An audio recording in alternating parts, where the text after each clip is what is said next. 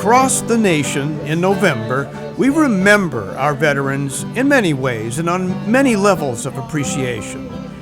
In Los Alamitos, St. Isidore's Historical Plaza paid its respects to veterans recently in song and in personal thank yous to several local veterans shown here front and center attending this courtyard celebration. So now we're going to start with the Boy Scouts presenting the colors. So I'm going to introduce you to... Event organizer Hortensia Breton welcomes local Boy Scout Troop 658, who begin the celebration with the presenting of flag colors on the plaza.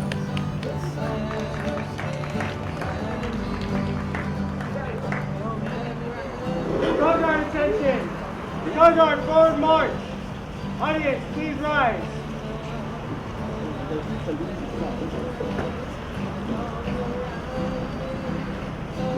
Guard, prepare to present the colors!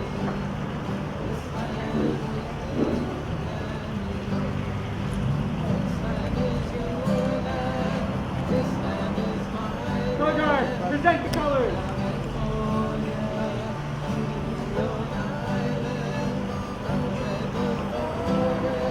Color guard, prepare to raise the colors.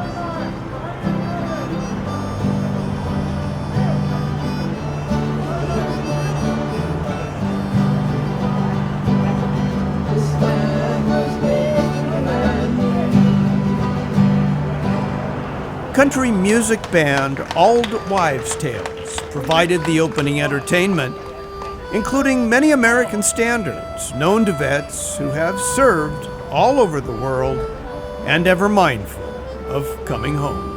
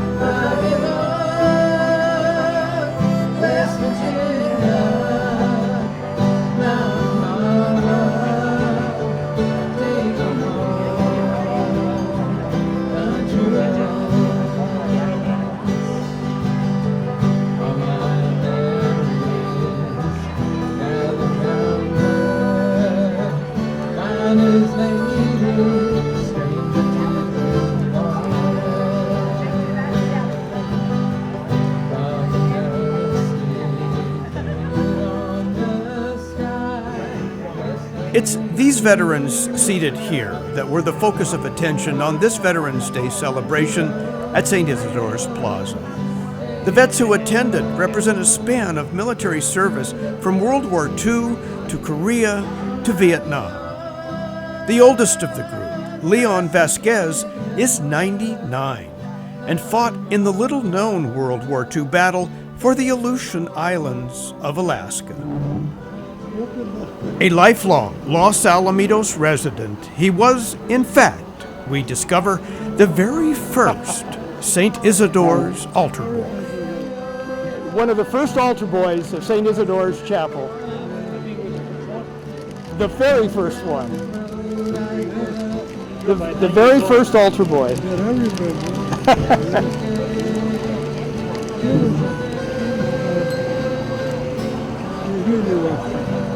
Well, Mr. Vasquez, it's a pleasure to meet you on this Veterans Day and to ask you about your memories of Los Alamitos too. Thank you, sir.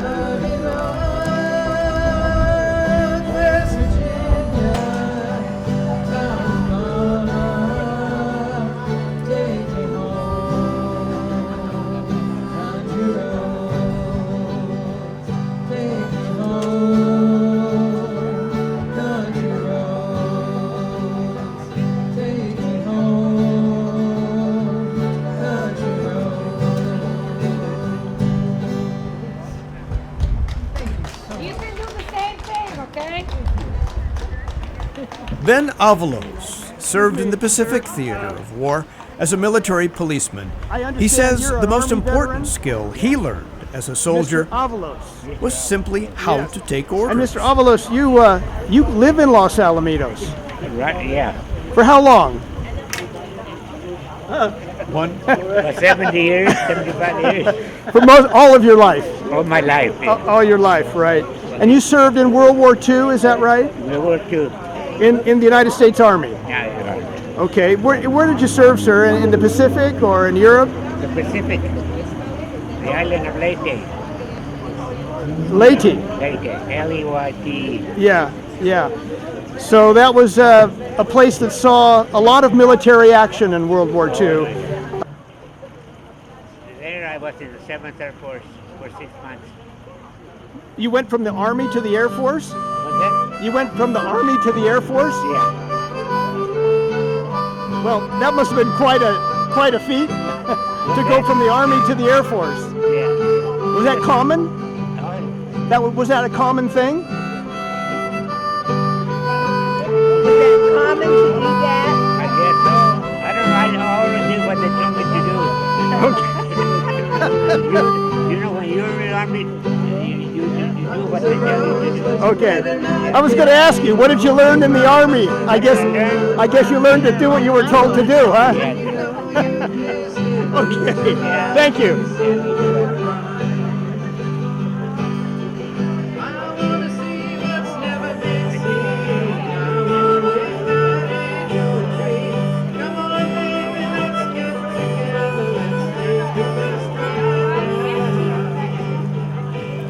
The youngest of those honored in this group on this day was Joe Ramirez, who served in peacetime but said the Army was where he grew up, an experience every American should go through, he believes. What did military service teach you, or if anything, and what to this day have you taken away about military service that you're sure of? Well, I grew up. To me, I've never been, I still lived at the house. I never got out of Southern California before. And I learned that, different races, where I respected other races. I was never really with other races. I was never, it's always my neighborhood, that was it. And I learned, and I learned to respect other people. Really. I always did, really. But more, where I got to know from different races how they lived and about their lives and all that. It's, You think military service would be valuable for everyone to participate in? Everyone. I said, especially young kids nowadays, they should all serve, It's almost, to me, especially, to me, the politicians should be serving. All of them should be serving before they have a right to send kids to war. I think that other politicians and their kids should be serving. They're ready to send kids to war. They don't know what war is. They've never been there. They should be serving. So, and why is that? What do we learn? What did you learn in the service what's your takeaway from the service that you hold important to your life today? To respect other people, to respect other races and all that. And because nowadays it's not like that. Yeah, to me it isn't. Yeah. So for you, the military leveled all of that Oh, yeah. out, all that Oh, yeah. racism Yeah. went away when you had to cover somebody else's back, let's say. Yeah. All you have to you look after each other. Yeah. That I learned. Yeah. And that's what they taught us there. You got each other's back. You have to. Mario Borunda, a veteran of the Korean War, was a self-admitted bad boy when he moved to LA as a teenager. The Army, says he, put him straight, taught him to respect others and be honest with others, because in the Army you have to work with others because your life might depend on it. So even though you had bad names for each other, you Yeah. still protected each other Yeah, we still and worked together. Yeah, we're still together. And that you learned in the Army. Mm-hmm. You still have that lesson in your head today? Yeah, You still feel that way now? Well, when I was a kid in El Paso, you were born to die in the barrio. So you didn't give a shit then. 8, 9 years old, you knew you had to die sometime. So you do a lot of bad things.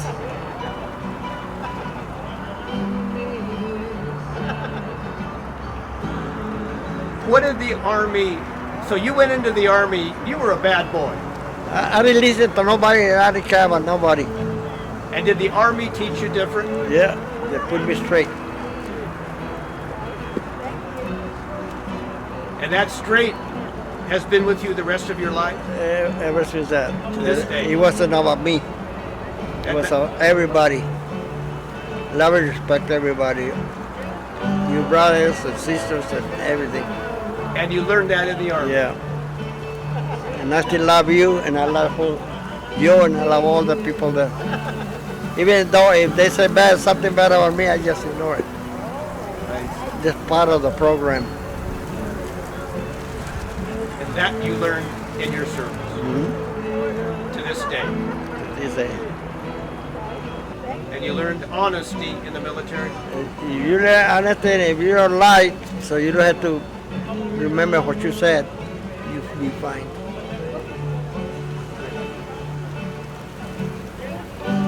Like you were born a Mexican American. That's what I am, a Mexican American. I'm not white, I'm not color, I'm not yellow, I'm a Mexican American. And I'm very proud to be a Mexican American. That's how you think of yourself? That's how you refer to yourself as a Mexican American? Mm-hmm. Not a Latino? No. Not No, I'm not Hispanic? from El Salvador, Honduras. I'm a Mexican. Born in El Paso, Texas, from Mexican parents. You're 90 years old. You look back on that experience. Well, I And look the cold of at winter and the fighting and everything. Would you do it again? if I had to. You would do. I mean, if you were young and you could, would you enlist again and fight for your country? Well, I didn't enlist, they drafted me. But I was willing to go. That didn't mean you had to go. No, but I wanted to go Why? because I didn't want nobody messing around with the United States of America. Because that's where I live. That's what I knew. They would take care of me when I was a little kid. Even though some Americans will call you greasy. It doesn't matter. I call that too. What do you call them? Oh, blue-eyed devil. You know, we all take together. We all call each other names all the time. But could you work together? We always work together, stay together, and drink together, and went to the dance hall together. Even though you called each other names? Yeah, bad names. You know, like the honky. But you still drank together? Yeah, we drink and we dance with the girls over there and everything. Because? We had to take care of each other. We didn't do that. Who's going to take care of us? We clean ourselves in there. So you all knew that? Yeah. We all respect that. But when it got to talk and bullshit or whatever it is, there was no barriers. I was a greaser. No barriers. I'm a greaser. But even if somebody called you a greaser, out on the front line, they had your back. Yeah. Get the grease over here. You redneck mother. But you still had his back. Yeah, we're still together. And that's that's the main thing you learned from your military service. And have respect for each other. We're all human beings and we all got the same blood. You cut yourself, what color of blood you have? We were all red. And you learned that in Korea. Yeah, and I learned. Inside St. Isidore's Hall, an elaborate presentation of American military memorabilia was on display. Many who saw the display were moved by one item or another. Army veteran Leon Vasquez was so moved enough by the display to say if he could, he would serve all over again. Is that your brother? Okay, on this Veterans Day 2021, we have the honor of a gentleman who served in World War II, Mr. Leon Vasquez. Sir, you, at, I understand, 99 years old this year, served in the Army in World War II. Would you do it again? Rough sometimes. Sometimes it's easy. Still, I wouldn't want to have missed it. I couldn't believe it one day. So you would do it again? Well, I guess I would. Okay, thank you so much, sir.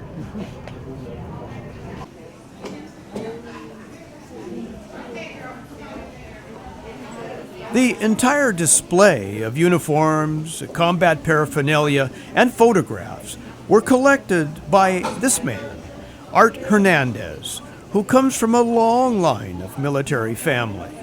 Most of the service members depicted here are his relatives.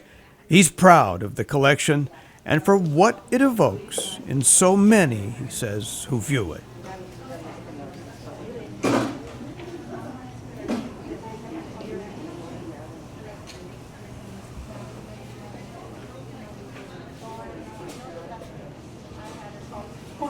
Okay, Mr. Hernandez. Yes. Art Hernandez. This is your display, I take it. Yes, it is. And I'm interested to know, you brought this today to St. Isidore's for all of us to see. And it was certainly moving for many, to see these uniforms from all different conflicts of war. They are your personal museum items. Are they from your family particularly? Yes, some of them are. My dad served in World War II.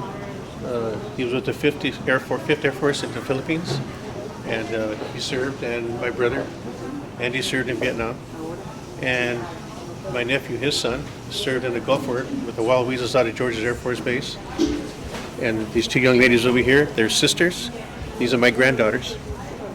And this is my granddaughter folding a flag at one of the Pearl Harbor displays. They asked her if she would come up and fold it. She went up there and folded the flag. My grandkids are all interested in this stuff. They like to come over and look at this. And we do this because they don't teach us at the schools anymore. And I think the kids need to see this. A lot of the veterans that come, a lot of them will come up, and even the World War II, I said, I wore that uniform. I was there. I remember that. I was a Marine. And I enjoy it, and I know a lot of them that are no longer with us, their spouses or family members will come up and they love to do this, and they come and they see this. This is great. And my wife and I, Jill, we go to American Legion schools, high schools, colleges. Whoever calls us, we just show up. I'm retired, she retired. We find something to do. This is what we do. But this is just a part of what I have. I could bring more. And to me, the thing is, I love the stories from the people, from the guys that come up and start talking to you. And then I look back and to see their expressions, when they come down, and I ask them, did you serve? Where did you serve?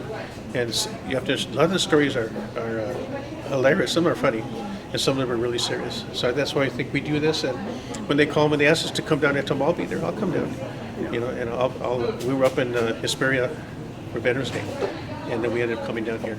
So your motivation initially was because you had so many members of your family before you and after you, it looks like, with your granddaughters serving in the military.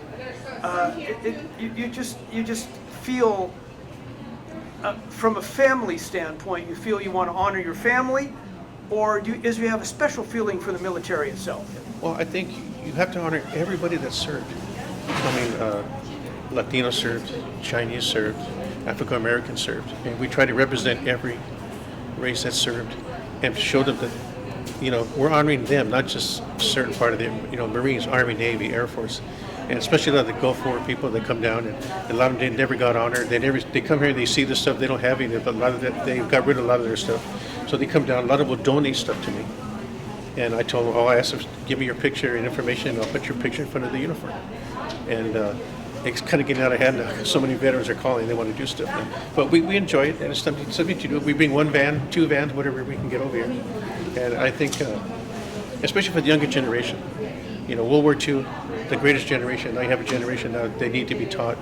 And I think my thing is that I always tell them, if you teach them young, they'll learn, they'll remember, they'll respect people. And I think we need to do more for our veterans, and bringing this brings people together. And as you can see, some people are out here, some of the nice things we had going on today. It was great, and we enjoyed doing it. Maybe they'll call us. At this Veterans Celebration, both present and past vets were honored. Those who served their 2 years or a lifetime in the service. Corey Chrisman, shown here, wife of World War II, Korea, and Vietnam veteran, Medical Corpsman Jim Chrisman, stood in for this Navy lifer. Chrisman recently passed away at 94. Corey, his wife, came to the plaza to honor and to share her husband's lifetime of service and to convey the passion this veteran had for his country. Corey Chrisman, you're here today at this Veterans Celebration at St. Isidore's Plaza to basically honor your husband, who is not here, who has passed away, but has had an illustrious career as a Navy corpsman, retired an E9, and what that is, a Master Chief. Anyone who's in the Navy knows that a Master Chief is the highest enlisted designation, an E9, that you can get in the Navy, and he achieved that over 3 very difficult and challenging conflicts for America, for the United States. From World War II to the Korean War and even into Vietnam, your husband served, and we honor him today, even though he is the only veteran here represented who has passed away. But of course, we honor those past and present in the military on these Veterans Days. Can you tell me something about your husband? Tell me about his career and his relationship to the military. He was, during that period of time, World War II broke out, he was drafted, and he sought different military organizations, and he wanted to be a physician. And so he joined the Navy because they convinced him he could belong to the V-12 program, and he would eventually become a physician, and that's what he wanted. And he was about 18 years old, and as you said, he served in World War II, he served in Korea, and he served in Vietnam.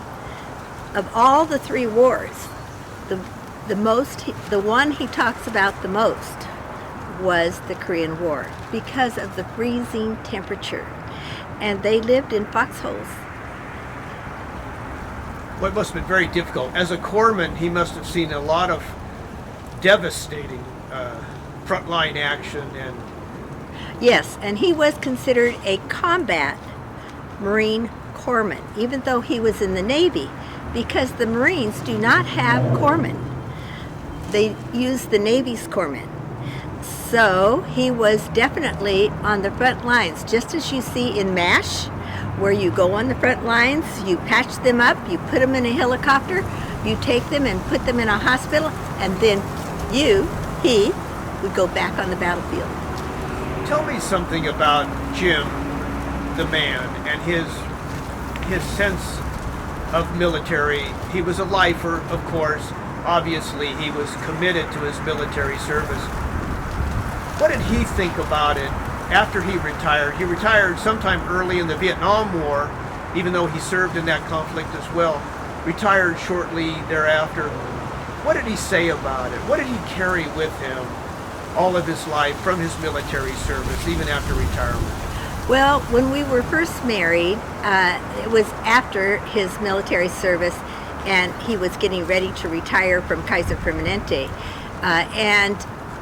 He didn't talk a lot about it. And then when he turned 75, I told him, we don't know much about your service. And we honored him with a party, and all the kids and grandkids wore sailor hats and waved our flags. And if I were to say anything about Jim, he was a patriot. He loved the flag. He loved America.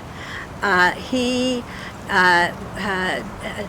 felt that he served because he wanted to serve. But once a military person, I say always a military person, and I will be forever grateful for what he instilled in my kids, in my grandkids, in his daughter, and those offsprings. They will forever remember him as a patriot and one that loved the American flag, and we fly it to this day.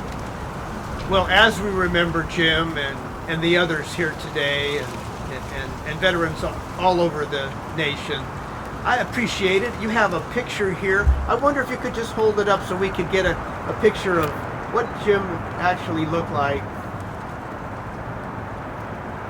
So that's you and Jim. Yes, and this was one of his favorite pictures, and at the end of his life, when he was hospitalized many times, he would say, Corey, go home and get that picture of you and me. I want to show it to the doctor, or I want to show it to the nurse. So he was very proud of this particular picture. I do want to share with you, which he shared many times after he retired. He went to classrooms and he shared about his military service. But one of the things he said he was the most proud of was the yellow hashtags that you see on his arm. And that signifies that he had perfect conduct for the entire 25 years that he served in the Navy. So he's the most proud of that. And as you said earlier, he was always on time. Amen. Okay, Yes. Thank you so much.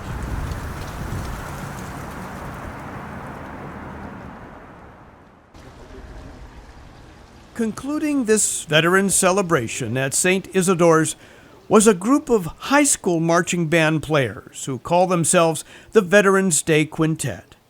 They close with a brass band version of a song that has welcomed veterans back from service since the First World War, When Johnny Comes Marching Home.